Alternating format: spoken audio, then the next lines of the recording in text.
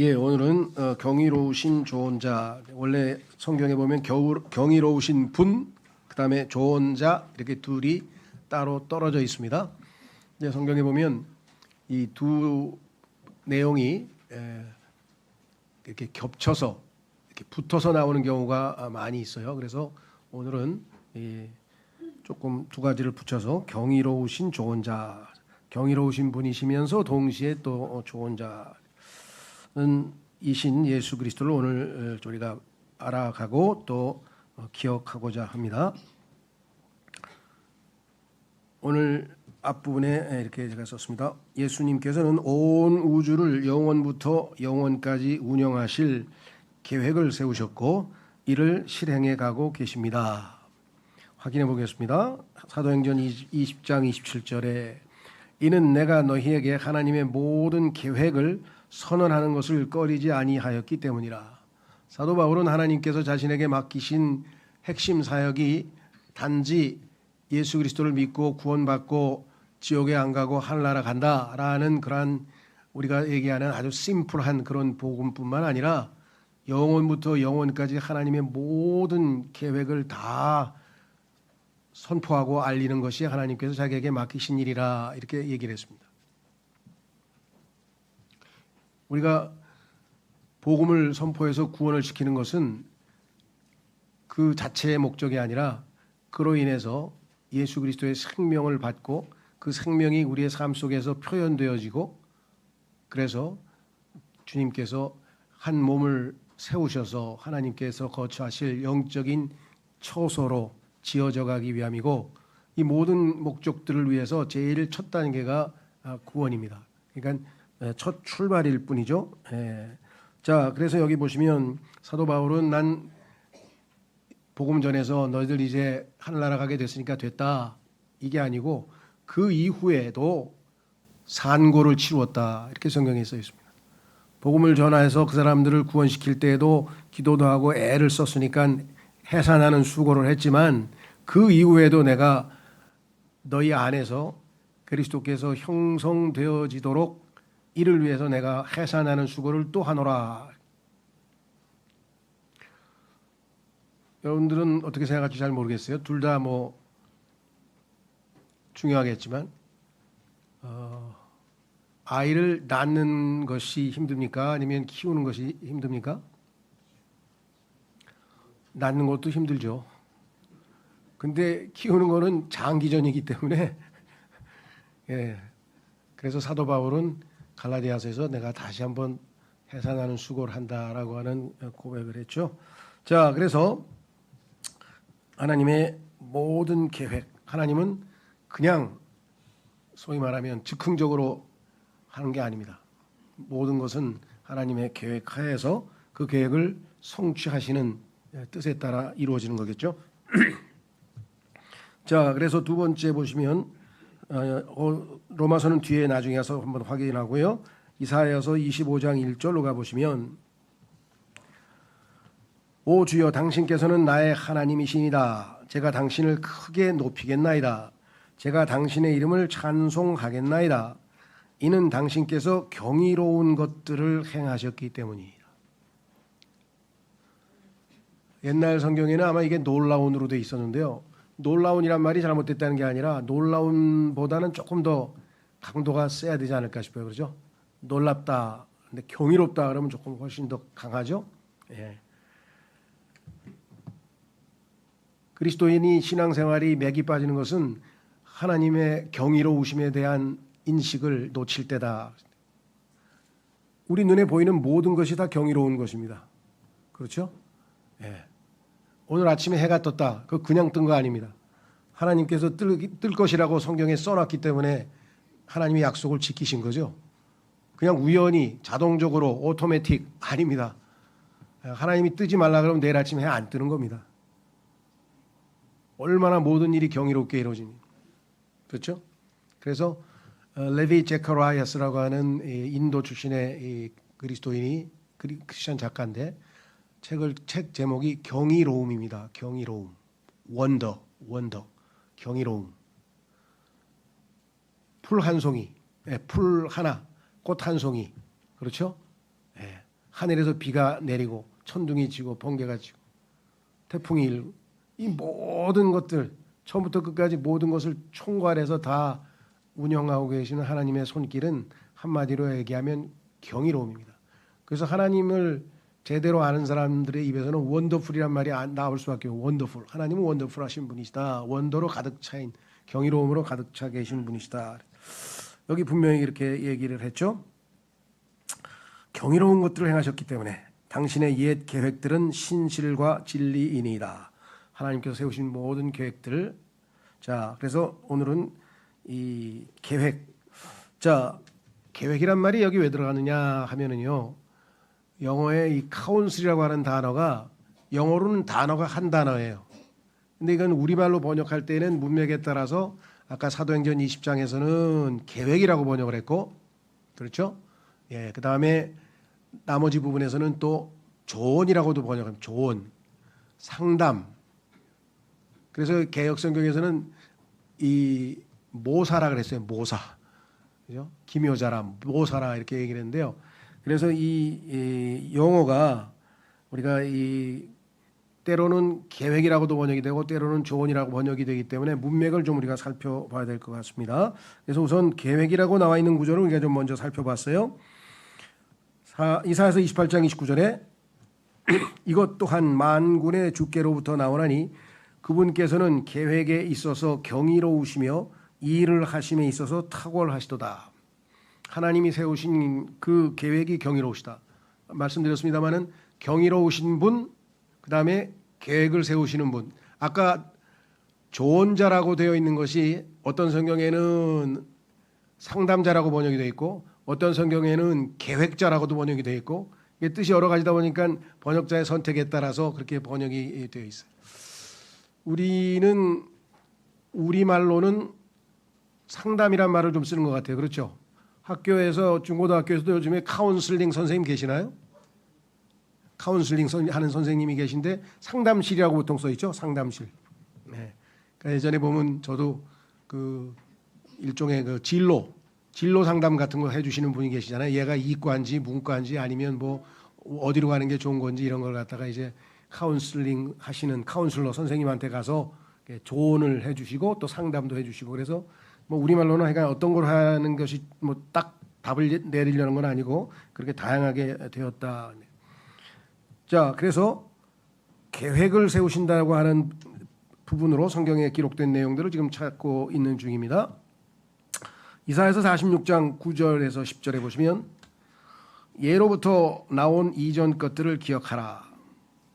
이는 내가 하나님이요 다른 이가 아무도 없기 때문이라.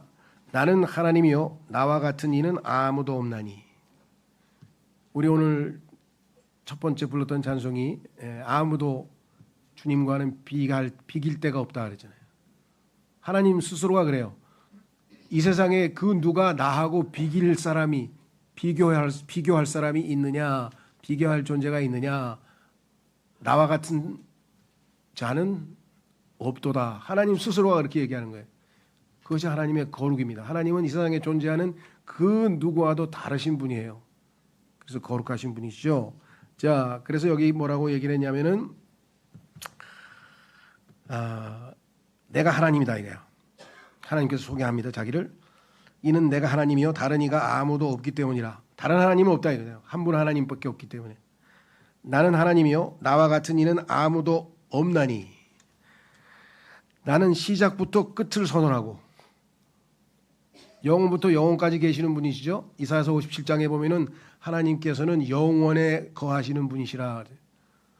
영원이라는 명사가 영어 성경에 딱 한 번 나옵니다. 어디서 나오냐면 하나님은 영원에 거하시는 분이시라. 그래서 시작부터 끝을 선언하는 거예요. 계시록에도 처음과 나중이요, 그죠? 시작과 끝이요, 알파와 오메가요. 아직 이루어지지 아니한 일들을 먼 옛적들부터 선언하며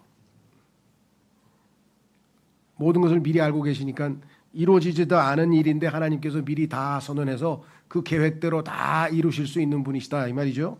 이같이 말하노라 나의 계획이 설 것이요 이루어진다 이 말이죠. 실패하지 않는다 이 말이죠. 나는 내가 기뻐하는 모든 것을 행하겠으니. 그래서 하나님께서 계획하신 모든 것들은 완전히 성취해서 완성을 보게 될 것이고 그것이 요한계시록에 우리에게 약속되어져 있습니다. 그렇죠? 예. 뿐만 아니라 미가서 4장 12절로 가보시면 그러나 그들은 주의 생각들을 모르나니 그들은 그의 계획을 이해하지도 못하는도다. 이는 마당 안으로 들어가는 곡식단들 같이 그가 그것을 모을 것이기 때문이라. 하나님께서 자신의 생각을 우리에게 알려주시기 전에는 그걸 계시라고 하는데요. 계시라고 하는 단어는 우리가 덮여있던 숨겨있던 것을 바깥으로 내보인다 이 말이죠.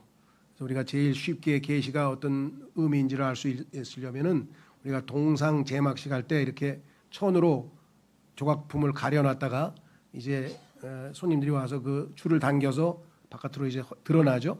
그러니까 하나님의 말씀은 계시의 성격을 갖고 있다. 하나님께서 열어 보여주시기 전에는 우리가 알 수가 없는 것인데, 자 그래서 뭐라고 얘기를 했느냐? 주의 생각들은 아무도 모르죠. 하나님께서 알려주시기 전까지는 그들은 그의 계획을 이해하지도 못하는도다. 하나님의 계획을 우리가 이해 못하니까 중간에 오해를 하고 오해를 또 하나님의 뜻을 헤아리지 못해서 막 초조해하고 불안해하고, 하나님의 뜻을 우리가 하나님을 통해서 충분히 다 내다본다고 한다면 우리는 하나님에 대한 신뢰를 하게 되고 잘 인내하고 주님께서 이루실 것을 확신하고 소망 가운데 머물 수 있겠죠. 자, 그래서 우리는 하나님의 모든 계획을 세우시고 실행하시는 분이 바로 예수 그리스도시다. 그래서 상징적으로 하나님의 마지막 그 계획이 어디에서 펼쳐지냐면 요한계시록 6장에서 시작이 됩니다. 그래서 이 마지막 시대에 정말 이 시나리오, 환란과 종말의 시나리오를 하나님께서 기록해 놓은 것을 이제 봉인된 것을 열죠. 그런데 하나님의 계획을 세상에 알려야 하는데 그 누구도 자격 있는 사람이 단 한 사람도 없어요. 그 누구도 하나님의 그 봉인된 책을 펴서 하나님의 계획을 만천하에 선포해야 되는데 그걸 할 자격이 있는 사람이 단 한 사람도 없기 때문에 계시록에 보면 장로들이 슬퍼서 울고 있는 장면이 나옵니다. 그때 하나님의 어린 양이신 분이 등장해서 그분만이 하나님의 모든 책을 봉인을 뗄 수 있는 자격을 갖추신 분이시다 하고 등장해서 그 이후에, 즉 교회 휴거 이후에 지상에서의 이스라엘의 야곱의 7년간의 곤경의 기간과 하나님이 이 땅에 다시 오셔서 직접 하늘의 왕국을 세우시고 천년왕국을 세우시고 통치하시게 될 그 모든 것, 그리고 하늘에서 이루어질 어린 양의 혼인식, 뭐 이런 모든 미래의 시나리오를 하나님께서 예수 그리스도를 통해서 이렇게 확인하고 계시해 주시죠. 그 계획을 예수 그리스도에게 맡기셨다. 그래서 예수님은 하나님의 모든 계획을 집행하시는 분이시다. 세우시고 집행하시는 분. 두 번째, 그러면 이렇게 요즘 소위 말하는 이 거대 담론, 우리가 경제학에서도 그런 얘기를 하죠. 큰 개념은 우리가 이 거시경제라고 하고요. 국민소득이 어떻다, 뭐 생산성이 어떻다, 뭐 이런 건 거시경제라고 하지만 국민 생활에 있어서 그죠? 물가가 어떻다, 뭐 이런 것은 이제 미시경제라고 그러잖아요. 하나님은 온 우주를 운행하시는 그런 거대한 계획만 세우시는가? 그건 아니고요. 하나님의 형상대로 지음받고 예수 그리스도를 구원자로 받아들여서 하나님의 자녀가 되어서, 그렇죠? 예수 그리스도의 신부인 주님의 몸된 교회의 지체가 된 한 사람 한 사람의 인생에 대해서도 세우신 계획에 따라 조언을 하시고 상담을 하시고 인도해 주시는 분이시다. 그래서 우리는 이제 거시적인 담론에서 이제 좀 우리에게 개인적 밀접한 각각의 우리의 생활에 어떻게 하나님께서 조언하시는가 한번 확인해 보도록 하려고 합니다. 자, 그래서 이사야서 9장 6절에 보니까 예수님의 타이틀 중에 하나가 조언자라 그랬죠. 아까 다시 한번 읽어보겠습니다. 이는 저희에게 한 아이가 태어나고 저희에게 한 아들이 주어지기 때문이니라. 놀랍죠, 성경이? 한 아이는 태어났어요. 이게 아기 예수예요. 그런데 한 아들은 태어난 게 아니에요. 하나님의 아들은 영원 전부터 거하시는 하나님이셨어요. 아들 하나님은 태어나신 분이 아니에요. 그래서 아들 하나님은 하나님께서 우리를 사랑하셔서 내어주셨죠. 그래서 여기 주셨다고 써있죠. 주어진다 써 있잖아요. 얼마나 하나님께서 정확합니까? 그렇죠. 신성을 지니신 아들은 주어진 거고 하나님 우리에게 주신 것이고, 인성을 지니신 인간으로 태어나신 분은 마리아를 통해서 하나님께서 태어나게 하신 것이고, 동사가 두 개가 다르잖아요. 이는 저에게 한 아이가 태어나고 저에게 한 아들이 주어지기 때문이니다. 하나님의 아들이 마리아를 통해서 태어난 것으로 착각하시는 분이 있어요. 하나님의 아들은 영원 전부터 계시던 분이시죠. 그런즉 정권이 그분의 어깨 위에 있을 것이요, 아이가 태어나고 아들이 주어진 것은 초림이고 정권이 그의 어깨에 있게 된 것은 재림입니다. 성경에서는 초림과 재림이 항상 때로는 붙어 있죠. 그 중간에 엄청난 갭이 있어요. 그러니까 성경에는 갭이 창세기 1장 1절과 2절에만 있는 게 아니라 수없이 자주 나와요. 그런데 갭이 없다고 생각하시는 분은 성경을 아는 건지 모르는 건지 잘 모르겠어요. 때로는 1000년간의 간격이 띄울 때도 있고 때로는 2000년간의 갭이 있을 수도 있고. 자, 여기도 지금 그렇잖아요. 예수님이 오셔야 예수님이 왕이 되시니까 정권이 그분의 어깨에 있을 것이요 그분의 이름은 경이로우신 분이라. 처음부터 끝까지 하나님께서 하시는 모든 일은 다 경이롭습니다. 뭡니까? 동물의 왕국이나 아니면 무슨 그런 이 꽃이 피는 과정을 고속 촬영해서 가는 그런 것 하나하나, 어떻게 꽃이 피는지, 어떻게 열매를 맺는지, 그 짐승들이 어떻게 살아가는지, 이런 자연 세계에 대한 그런 프로그램만 봐도 다 경이롭죠. 하나님께서 그걸 욥기에 보면 사자의 먹이를 사자가 먹는 것 같지만 하나님이 다 먹이신다고, 하나님이 다 때가 돼서 다 먹이신다고 성경에 써 있어요. 해가 그냥 뜨는 게 아니라 하나님께서 이 땅이 있는 동안에는 매일 뜨게 해주겠다고 하나님이 약속을 했어요. 창세기에서. 그냥 이루어지는 일이 아무것도 없어요. 그래서 성경이 하나님께서 창조하신 우주는 인격적 우주라 그래요. 인격적 우주. 그냥 오토매틱이 아니에요. 다 하나님의 뜻에 의해서 하나하나가 다 움직여서 우리가 아까 우리 윤지현 형님께서 기도하셨지만 이 땅에 있는 모든, 그렇죠, 우리의 생사화복은 물론이고 이 우주의 모든 운행을 다 운행하고 주관하고 계신다고 그렇습니다. 자, 그래서 여기에 뭐라고 나오냐면요, 조언자라. 조언자. 막강하신 하나님이라, 영원하신 하나님 아버지라, 화평의 통치자라. 여기 예수님의 타이틀이 5개가 나와 있는데요, 하나하나마다 다 어마어마한 타이틀이기 때문에 정말 놀랍지 않을 수가 없겠죠. 자, 그래서요, 조언자라고 성경에 나와 있는데요, 두 번째 성경 구절로 가보겠습니다. 아까 우리 로마서 11장 33점 34절에서 이렇게 기록되어 있네요. 오 깊도다 하나님의 지혜와 하나님의 지식 모두에 부요하심이여, 과연 그분의 판단들은 헤아릴 수 없으며 그분의 지나간 길들은 찾아낼 수 없도다. 인간이 하나님에 대해서 알 수 있는 방법은 없어요. 하나님께서 알려주시기 전에는. 그러므로 누가 주의 생각을 알았느냐? 아무도 모르죠. 아니면 누가 그분의 조언자가 되었느냐? 이 세상에서 하나님께 조언을 할 수 있는 존재가 있을까요? 당연히 없죠. 사도 바울의 이 엄청난 뭐라고 해야 되나, 찬송의 고백은요, 하나님의 그 계획을 이해하는 순간 마음에서 터져나온 것이죠. 그렇죠? 하나님께서 아브라함을 택하셔서 그 이스라엘 백성들을 성경에 보니까 택한 자로 선민으로 뽑으셨는데 그들이 계속해서 하나님의 뜻에 어긋나서 결국은 내쳐지고 일시적으로, 그리고 주님께서 이방인들에게 구원의 길을 주셔서 이제 복음을 통해서 우리가 구원을 얻게 됐죠. 그렇죠? 그러면 하나님께서는 행함에 있어서 후회하심이 없으실 텐데 이스라엘 백성을 택한 그 자들이 완전히 내버려졌는가? 여기에 이제 모든 문제가 달려있죠. 전 세계의 지금 2000년 교회 역사에서 두 가지 소위 말하면 핵심 교리가 지금 부딪혀 왔습니다. 그것은 뭐냐? 소위 말하면 하나님께서 택하신 이스라엘에 관한 관점인데요, 하나님께서 택하셨으면 부르셨으면 영원히 하나님께서 그들을 부르셨고 그 부르심의 목적을 이루실 텐데 왜 중간에 이스라엘은 내팽개쳤는가?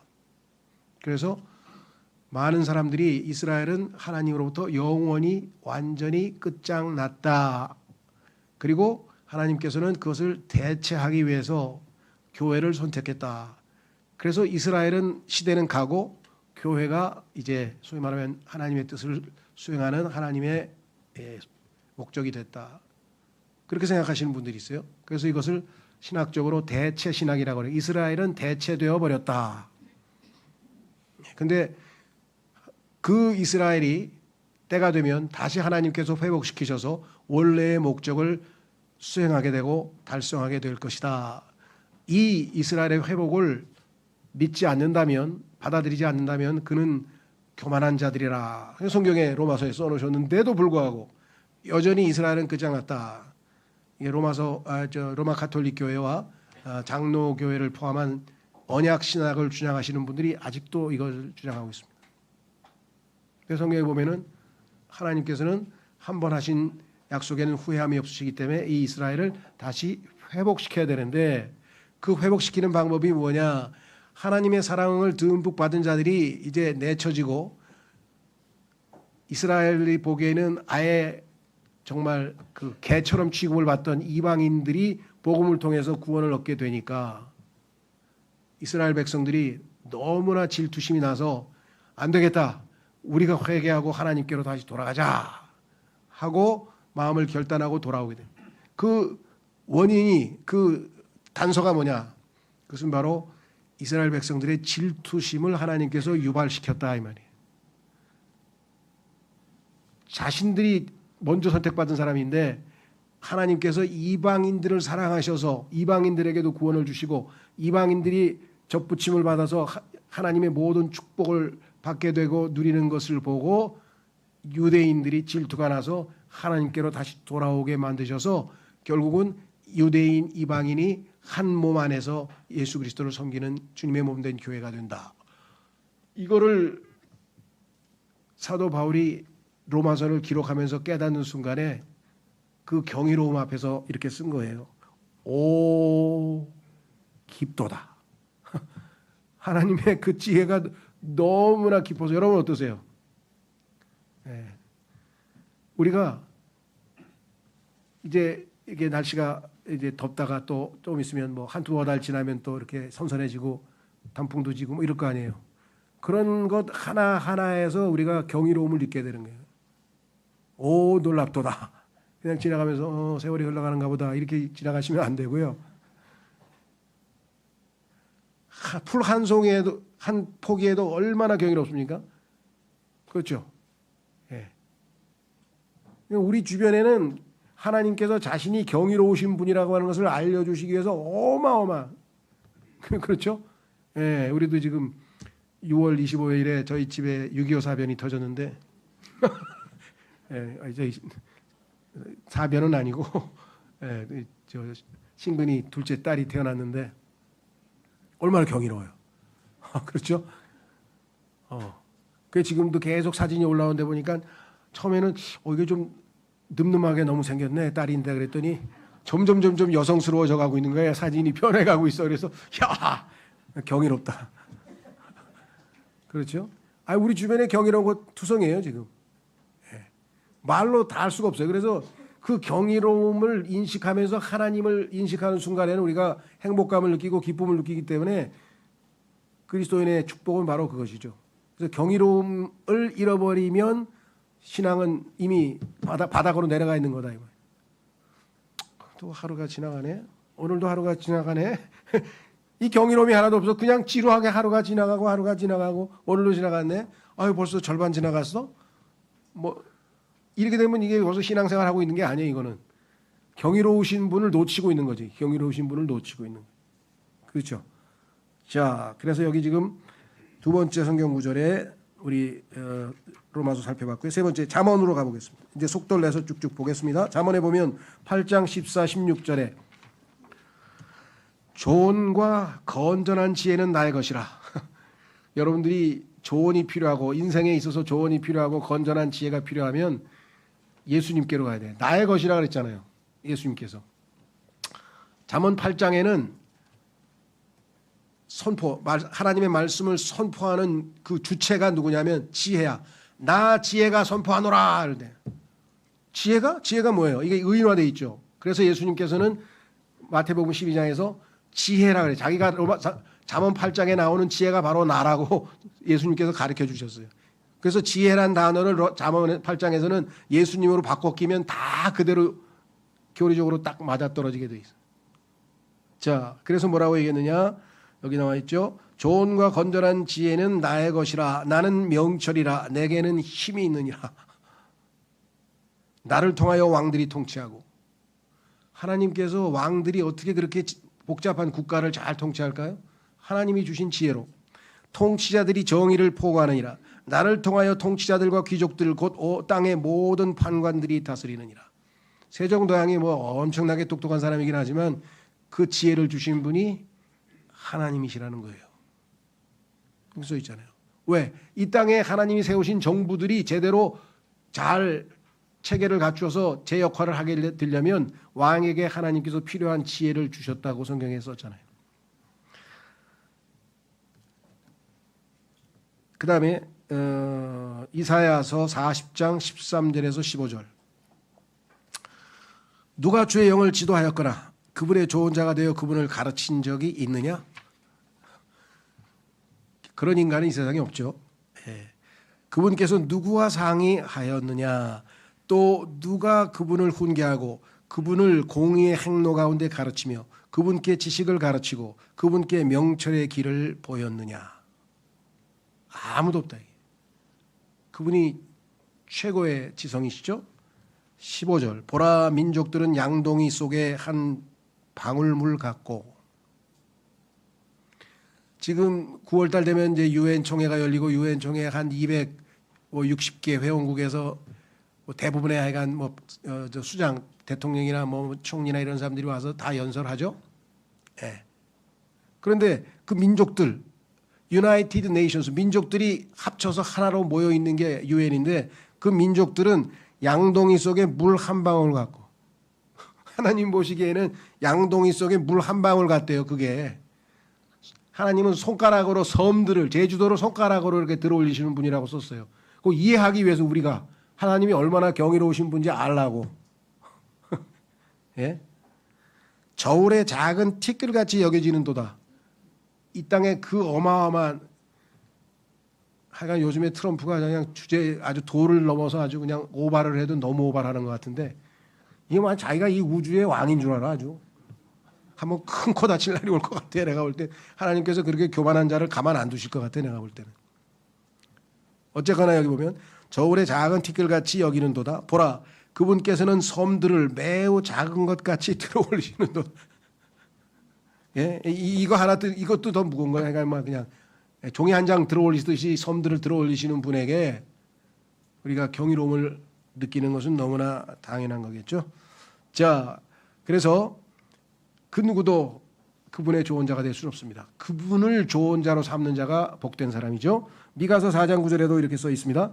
어찌하여 지금 너는 크게 부르짖느냐? 너희 안에 왕이 없느냐? 너의 좋은 자가 사라졌느냐? 이는 산고를 치르는 여자같이 격통들이 너를 붙들었기 때문이라. 지금 아주 극도의 고통과 괴로움과 그런 데 빠져 있는 자가 좋은 자 대신 그분에게 찾아가서 조언을 구해야 될 거 아니에요. 도움을 달라고. 그런데 여기 써 있잖아요. 왕도 없고 좋은 자도 없고 아무도 자기를 도와줄 수 없는 것 같은 그러한 처지에 놓여 있는 사람이 이 사람에게 이 미가라는 예언자가 하나님이 계시는데 너의 좋은 자가 계시는데 너의 왕이 계시는데 내가 왜 그 고통 속에서 그렇게 홀로 괴로워하고 힘들어하느냐. 그죠? 우리 그리스도인들에게는 놀라우신 좋은 자가 경이로우신 좋은 자가 계십니다. 여러분 이 조언이라고 하는 말은 이제 인간관계에 있어서 우리 삶에 있어서의 우리가 보통 조언이란 말 쓰지만 우리가 이 기업에서는 이걸 소위 말하면 표현을 조금 달리해서 컨설팅이라 그래요. 컨설팅. 여러분들 컨설팅 한번 봤는데 돈 얼마 들어간 줄 아십니까? 어떤 기업이 지금 뭔가가 안 돼요. 계속 적자가 되고 뭐 하여간 뭐가 안 풀려. 그래가지고 가서 한번 컨설팅 전문 회사에 가서 딱 해가지고 뭐가 왜 경영이 이 모양이 되는지 왜 적자가 나는지 이거 한번 컨설팅 딱 받아가지고 조언을 받아가지고 딱 바로 잡아서 경영하면 바로 아주 그냥 회사가 커지죠. 예. 그래서 그런 거 전문으로 하는 사람도 있잖아요. 그 M&A라 그래가지고 회사가 비실비실되고 괜찮은 회사인데 뭐가 잘 안 되는 회사를 딱 저가에 사가지고 컨설팅 하나 싹 고쳐가지고 그냥 몇 배로 튀겨가지고 팔아먹고. 그래서 요즘에는 돈 버는 사람은 이런 식으로 돈 크게 버는 사람들은 다 회사 하나 사가지고 고쳐가지고 그런 걸 하는 사람들이라고요. 자, 그래서 이 인생에 있어서도요 한 번의 조언이 그렇죠. 그 사람의 인생을 바꿔버리는 거예요. 영웅들 중에는 자신의 세상 사람들 그걸 이제 멘토라고 하는데요. 멘토. 이 멘토란 것은 신화에 나오는 인물입니다. 오이디푸스인가요? 하여간 그 소위 말하면 이 그리스 신화에 나오는 인물인데 세상 사람들이 하도 멘토 하니까 이 멘토를 우리도 그냥 무심코 쓰지만 사실은 조금 조심해야죠. 우리는 왜? 우리는 좋은 자란 말이 있잖아요.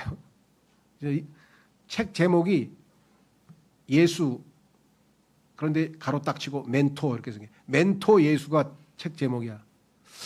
예수하고 멘토는 의미는 알겠어. 나의 인생의 진정한 조언자 되신 분 예수 그런 고백이긴 한데 왜 거기다 멘토라고 하는 히랍 신화에 나오는 인물을 갖다가 쓰는지는 잘 모르겠어요. 자, 그래서 우리에게는 정말 어마어마한 상담자가 계시고 어마어마한 조언자가 계시고 우리 삶의 모든 것을 이렇게 컨설팅 해 주실 수 있는 분이 계시죠. 골로새서 2장 3절에 써 있습니다. 그분 안에는 지혜와 지식의 모든 보물들이 감추어져 있느니라. 지혜와 지식의 모든 보물들은 다 예수 그리스도 안에 감추어져 있다고 성경에 말씀하셨어요. 야고보서 1장 5절. 그러면 이 지혜를 우리가 받을 수 있는 방법은 무엇인가? 가르쳐 주셨어요. 어떻게 하면 이 하나님의 지혜를 우리가 얻을 수 있는가? 조언을 얻을 수 있는가? 야고보서 1장 5절에 만일 너희 중 누군가 지혜가 부족하다면 그로 하여금 모든 사람들에게 관대하게 주시며 질책하지 아니하시는 하나님께 구하게 하라. 그리하면 그것이 그에게 주어지리라. 사람들은 나이가 들어가면 점점 더 지혜로워진다고들 하는데 저는 거꾸로인가 봐요. 예전에는 제가 하나님께 지혜를 구한 적이 별로 없었던 것 같아. 제가 기도할 때 하나님께 뭐 다른 여러 가지는 많이 구했는데 지혜가 부족하니 지혜를 주십시오 이런 기도를 그렇게 많이 한 것 같지 않는데 요즘은 그냥 밤낮 지혜 달라. 그것도 야고보서의 위로부터 순수한 지혜를 하나님 주십시오. 마귀의 그 타락한 지혜 말고 술수 부리는 책략, 계략 그런 지혜 말고 순수한 지혜를 주십시오. 자, 그래서 분명하게 여기 나와 있습니다. 지혜는 예수 그리스도 안에 감춰져 있고 지식도 예수 그리스도 안에 감춰져 있고 그것을 관대하게 질책하지 아니하시고 언제든지 구하는 자에게 주신다라는 약속이 되어 있습니다. 자, 여호수아 9장 14절에 가면 그러자 사람들이 그들의 먹을거리들을 취하였으나 그의 입에서 조언을 구하지는 아니하였더라. 먹을거리들을 취하였으나 눈에 보이는 물질적인 것에 눈이 어두워져서 정말 중요한 하나님께 조언을 구하지는 않았죠. 이것으로 말미암아 나중에 어떤 일이 터졌느냐? 결국은 아주 혹독한 대가를 치르게 되는 장면이 여호수아서에 나오죠. 자, 사사기에도 마찬가지입니다. 여기 보시면 그러자 그들이 그에게 말하기를 우리가 너에게 간구하노니 우리가 가는 우리의 길이 형통할지 우리가 알 수 있도록 하나님께 조언을 구해달라 하였더라. 근데 잘못된 자에게 즉 합당치 아니한 자에게 조언을 구했어요. 이게 이제 마찬가지예요. 우리 신앙생활에 있어서 그 누군가 뭐 그게 목사가 될 수도 있고요. 하여간 뭐 장로가 될 수도 있고 누군가에게 자기보다 영적으로 좀 앞선 사람에게 조언을 구했는데 잘못된 조언을 해 주어서 그의 삶이 그의 신앙생활이 다 망가지고 무너지는 경우도 허다하죠. 지금 이상한 데 가 있는 사람들은 누군가의 잘못된 조언을 받아서 가 있는 거예요, 지금. 그래서 1차적으로는 하나님의 말씀을 직접적으로 정확하게 이해하고 주님으로부터 조언을 받는 것이 제일 중요하죠. 그렇죠? 그러나 하나님께서는 교회에 조언을 줄 수 있는 영적인 성숙한 사람들을 붙여놔서 그들로 하여금 가이드 노릇을 해서 그렇죠? 이 영적으로 어리거나 또 필요한 성도들에게 조언을 주고 도움을 줄 수 있도록 하셨어요. 그런데 잘못하면 잘못된 조언자를 만나게 되면 정말 주님의 길과는 정반대의 길로 갈 수 있다는 것. 그렇죠? 자, 그래서 그 예가 지금 사사기에 나와 있습니다. 자, 역대하 10장 8절에 보면 그러나 그가 노인들이 자신에게 준 조언을 저버리고 자신과 더불어 길러져서 자신 앞에 선 청년들과 함께 의논하였더라.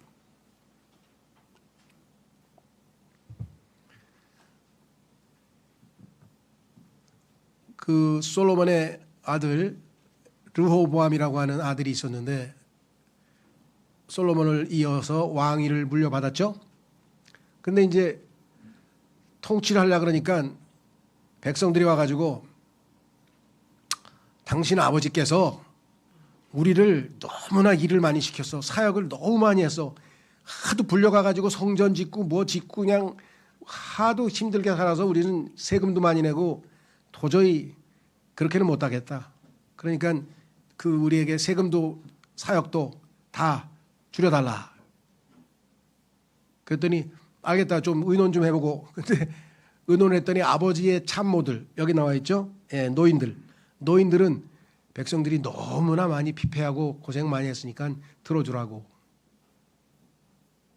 그러니까 가만히 보니까 좀 억울한 것 같아. 이 사람들한테 내가 더 부려먹을 수 있는데 그건 아닌 것 같은데 그래서 자기 친구들을 불렀어요. 여기 나오네. 자기 앞에 선 청년들과 함께 내 동창들한테 좀 물어보자. 똑똑한 놈들 많고 박사학위도 많은데 불러다가 어떻게 할까 했더니 족치세요.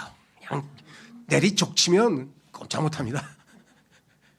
그래가지고 그 말 들어가지고 나라를 빼앗겼잖아요. 그냥 우리가 다윗의 자손들하고 뭐 후손하고 우리가 뭔 상관이야? 우린 원래대로 10지파 우린 떨어져 나가겠어. 예전에 다윗을 보고 우리가 잠깐 왔었는데 그래가지고 결국은 다윗 솔로몬 2대째 가가지고 북왕국 10지파는 저 북쪽으로 올라가가지고 여로보암이라고 하는 자에 의해서 이스라엘이라는 이름이 붙고 남쪽은 두 지파죠. 유다와 베냐민 지파가 해서 유다 왕국으로 쪼개지는 그 비극이 어디서 일어났는가? 바로 잘못된 조언을 듣고 일어난 일이에요. 이게 그렇죠? 우리나라도 지금 뭐 하여간 이 참모들에게 잘못된 조언을 듣고 하여간 나라 망치거나 하여간 뭐 저거 망친 사람 많죠. 자, 그 다음에 스가랴서 10장 3절.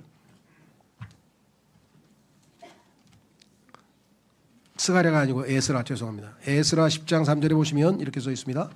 그러므로 이제 나의 주의 조언과 우리 하나님의 명령에 떠는 자들의 조언에 따라 이런 사람의 조언은 들어야죠. 하나님의 명령에 떠는 사람의 조언은 들어야죠.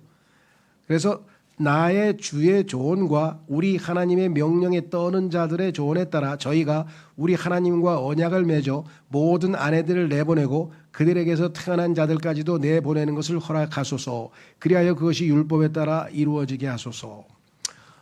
이스라엘 백성들이 포로로 70년 동안 잡혀갔다가 다시 돌아오게 됐는데 하나님의 은혜로 왔는데 여기서 영적으로 부흥을 하고 정신을 차려서 나가야 되는데 다시 또 타락해가지고 율법을 어기고 이방 여인들하고 혼인을 하고 막 이렇게 됐어요.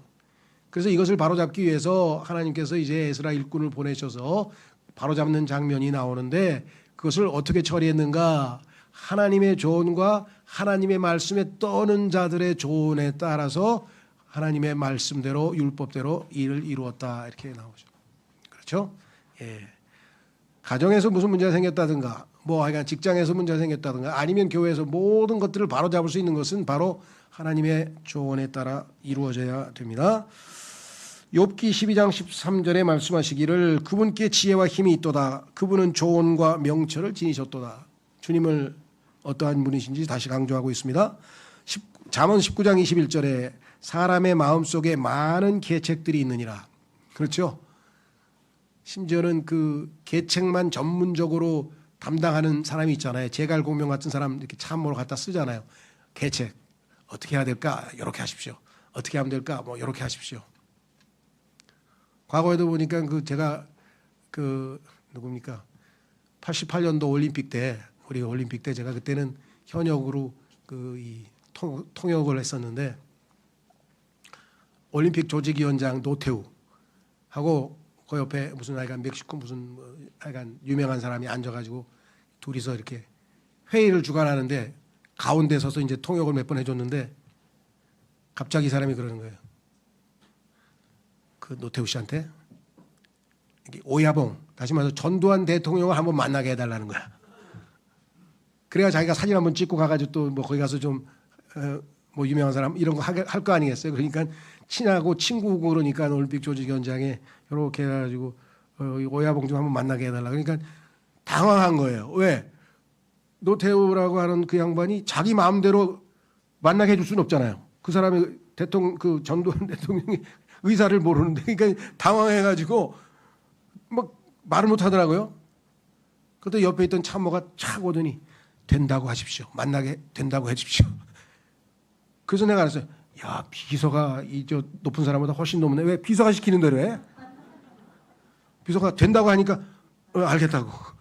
그 다음 날 보니까 만나가지고 텔레비에 나오더라고. 사진 찍고 막 대통령하고. 예. 그 조언을 하는 자가 얼마나 결정적인 역할을 하는 것인가 한번 생각해 보세요. 자, 그래서 여기 사람의 마음속에는 많은 계책들이니라. 이래야 저래야 저래야 뭐 복잡해요. 근데 결정적으로 하나님의 뜻이 이루어지려면 주의 조언이 있죠. 그럼에도 불구하고 주의 조언, 그것이 서리라. 주의 조언만이 서는 거예요. 하나님의 계획만이 이루어지는 거예요. 인간이 아무리 그럴싸한 계획을 다 짜봤자 다 무너집니다. 마지막, 주님께서 이 라오디게아 시대, 여러분과 제가 살고 있는 이 뜨뜻미지근한 이 시대, 하나님의 권위는 인정되지 않고 사람들의 자신의 권리만을 내세우는 시대, 라오디게아, 사람의 권리란 이름입니다. 교회 시대의 이름이 사람의 권리예요. 하나님의 권위가 아니라 사람의 권리를 주장하는 이 시대에 주님께서 우리에게 마지막으로 주시는 조언, 이 조언자이신 예수님의 조언을 듣고 마치겠습니다. 요한계시록 3장 18절에 말씀하시기를 뭐라고 조언하시는가? 라오디게아 교회 성도들이죠. 내가 너에게 조언하노니 내가 부유하게 되도록 불 속에서 정련된 금을 나에게서 사라. 금을 많이 사면, 금이 있는 사람은 부유한 사람이잖아요. 그렇죠? 금은 성경에서 하나님의 신성을 예표하고 있습니다. 신성. 지금 세상적인 것, 뭐 물질적인 것, 막 눈에 보이는 것, 이것에 뭐 마음을 다 빼앗겨 가지고 지금 너희들이 영적으로 완전히 힘도 없고 주저앉아 있는데, 여기 나와 있는 것처럼 불 속에서 정련된 금을 나에게서 살아야 해. 그래야 영적으로 풍요롭고 충만하게 된다. 이렇게 지금 라오디게아 교회, 뜨뜻미지근한 교회에 충고하시죠. 두 번째, 그리고 내가 옷 입게 되고 너의 벌거벗음의 수치가 나타나지 않도록 흰 의상을 나에게서 사라. 성경에서 보면은 흰 의상은 성도들의 의라고 되어 있어요.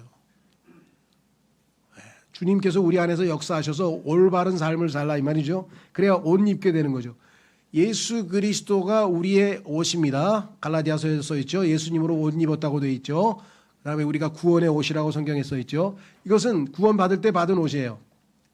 그러나 그게 아니고 지금 매일매일의 삶 속에서 우리의 삶이 의로운 행실들은 성경에 보니까 하나님께서 이것을 세마포라고 그랬고 흰 의상이라고 성경에 써 있습니다.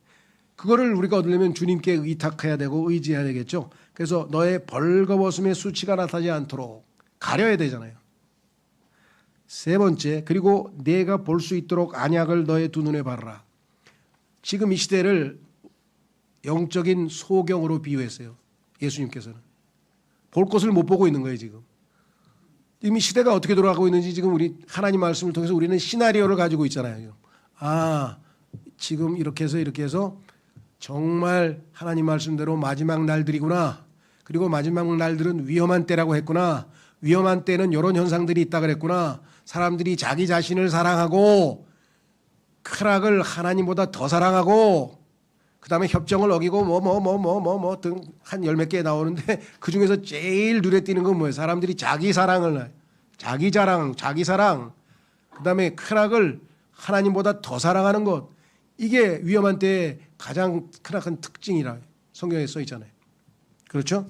자, 그래서 주님께서 이 시대에 여러분 가족에게 주시는 조언에 우리가 귀를 기울이고 좋은 자이신 예수 그리스도와 더불어서 정말 우리가 하루하루 주님과 더불어 살아간다고 한다면 충만한 삶을 살아갈 수 있다. 이 마지막 시대에 어렵고 위험스럽고 또 이 불안하고 여러 가지 면에서 여건이 어렵지만 우리에게는 모든 상황에서 최적의 조언을 해주시는 좋은 자이신 분이 계시다. 오늘 이 좋은 자이신 경이로우신 좋은 자이신 예수 그리스도를 기억하기 위해서 우리가 빵과 잔에 참여하도록 하겠습니다.